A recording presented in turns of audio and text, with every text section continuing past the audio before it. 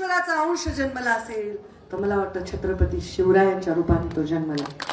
आणि त्यांनी 1600 मध्ये म्हणजे जे राम राज्यानंतर जर कुठलं राज्य आणलं असेल तर ते छत्रपती शिवरायांनी आणलं। अरे उभ्या पिकामधून घोडे नेऊ नका सैनिकांनो, माझ्यासारखं करू नका। या उभ्या पिकामध्ये अधिकार जो आहे प्रत्येक भरलेल्या दाण्यामध्ये या माझ्या बळीराजाचा अधिकार आहे। एखाद्या लूटमध्ये एखाद्या युद्धामध्ये जिंकलेल्या वस्तू ठेवा, पण जर स्त्री आली तर त्या स्त्रीचा सन्मान तुम्ही केला पाहिजे।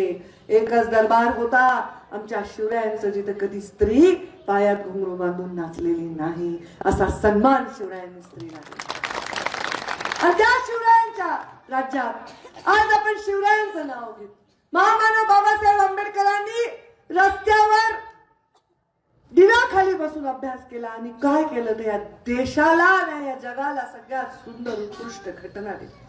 मग हे सगळे एक एक महामानव आपल्या समोर आहेत आणि हे महामानव आपल्या समोर असताना आपली राजकारणाची दिशा आणि दशा काय होत चालली आहे ह्याचा विचार आपण करा।